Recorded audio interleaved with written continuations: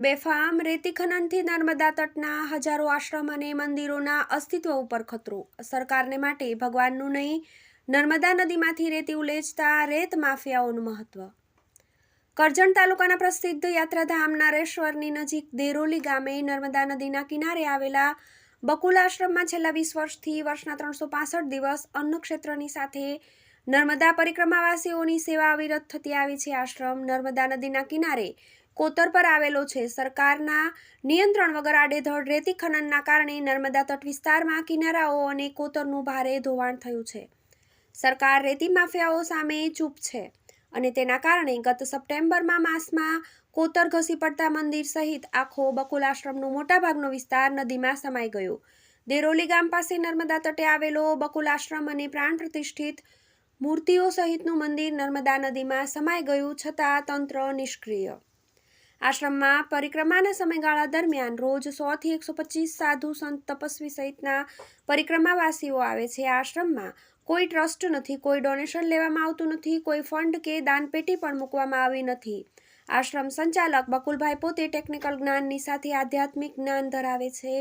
બકુલભાઈ ગત તારીખ 19 સપ્ટેમ્બર 2024ના રોજ બનેલી ઘટના અંગે વાત કરતા કહે છે કે સવારે 8 વાગ્યા હતા. મંદિરમાંથી તડતડ અવાજ આવવા લાગ્યો, જેના 1 કલાકમાં આશ્રમમાં આવેલ બાળકોનો બગીચો, જેમાં રમતગમતના સાધનો, મોટર સાથે 5000 લીટર પીવાના પાણીની ટાંકી, મંદિરમાં પ્રાણ પ્રતિષ્ઠા થયેલી મૂર્તિઓ, સનાતન ધર્મના આધાર ગ્રંથો પૈકી એક રામાયણની સત્યતા પુરવાર કરતી 7 કિલો 700 ગ્રામની તરતી શિલા, મારો પોતાનો વિશ્રામ સાધના રૂમ, આશ્રમની સાર સંભાળ રાખનારની રૂમો, પરિક્રમાવાસીઓને આપવામાં આવતા કપડાં, બૂટ ચપ્પલ, રૂમાલ, ગરમી ઠંડીના કપડાં, વાસણો સહિતનો રૂમ તેમજ તમામ વાસણો સાથેનું રસોડું બધું એકસાથે નર્મદાજીના જળમાં સમાઈ ગયું. આવી પરિસ્થિતિ આવશે તેવી અગાઉ પણ સરકારને જાણ કરાઈ હતી, તેમ છતાં કિનારાઓ ઉપર પ્રોટેક્ટિંગ વોલ સરકાર દ્વારા બનાવવામાં આવી નહીં. આખરે મંદિર અને આશ્રમનું ધોવાણ થઈ ગયું, તેમ છતાં પણ સરકારે કોઈ જ પગલાં લીધા નથી. સરકારની નિષ્ક્રિયતાના પગલે આશ્રમની અંદાજે 12 લાખ જેટલું નુકસાન વેઠવાનો વારો આવ્યો છે. 12 લાખ રૂપિયા મહત્વના નથી, પરંતુ અગાઉ જાણ કરી હોવા છતાં સરકારે પગલાં નહીં લેતા પ્રાણ પ્રતિષ્ઠિત મૂર્તિઓની જળ સમાધિ થાય તે ઘટના સનાતન હિન્દુ ધર્મના અપમાન સમાન છે. નર્મદાના બંને કિનારા પર આવા હજારો મંદિરો અને આશ્રમો છે, તેના અસ્તિત્વ સામે ખતરો ઊભો થયો છે. ફાયર બ્રિગેડ અને મામલતદાર ના કરી શક્યા તે ગામના 4 માણસોએ કરી બતાવ્યું. બકુલ આશ્રમના ધોવાણની ઘટના બાદ કરજણ ફાયર બ્રિગેડ, મામલતદાર તથા અન્ય સરકારી અધિકારીઓ સ્થળની મુલાકાત માટે આવી પહોંચ્યા હતા, પરંતુ ખાસ કાર્યવાહી કરી શક્યા ન હતા, જેનું કારણ એ હતું કે ધરાશાયી થયો તે ભાગ અને આશ્રમ વચ્ચે 10 માળ જેટલી ઊંચાઈ હતી. સાથે સાથે મુશળધાર વરસાદ અને નદીની પાણીની સપાટી વધી રહી હતી. આવા કારણોસર સરકારી તંત્રમાં કોઈ અસરકારક પગલાઓ લેવાયા ન હતા.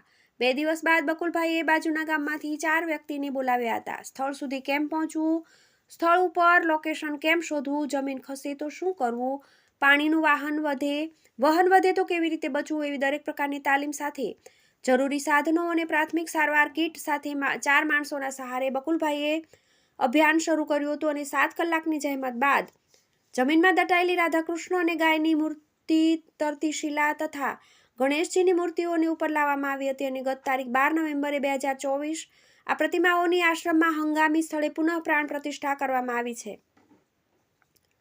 આશ્રમને થયેલા નુકસાન સામે સરકાર દ્વારા રાહત મળશે તો આશ્રમનો વિકાસ થઈ શકે તેમ છે, એવી આશા બકુલભાઈએ કરી છે. બકુલ આશ્રમની જળ સમાધિના કારણો. બકુલ આશ્રમની સામે નદીના તટમાંથી છેલ્લા 2-3 વર્ષથી ખૂબ જ મોટા પ્રમાણમાં કહેવાતા લીઝ ધારકો દ્વારા રેતી ખનન કરવામાં આવી રહ્યું છે અને હાલ પણ ચાલી રહ્યું છે. ઉપરાંત નર્મદા ડેમમાંથી આયોજન વગર વધારે પ્રમાણમાં પાણી છોડવામાં આવતા નર્મદા તટના કોતરોની જમીનના પડ પોચા અને પોલા બની ગયા છે. એટલે બકુલ આશ્રમની જેમ જ નર્મદા તટે આવેલા સેંકડો મંદિરો અને આશ્રમો ઉપર ખતરો તોળાઈ રહ્યો છે. વડોદરા જિલ્લામાં રેતી ખનન દેરોલી, હિરજીપુરા, ચાણોદ, કરનાળી, શિન્નોર, માલસર, દિવેર. TV18 news, Karjan.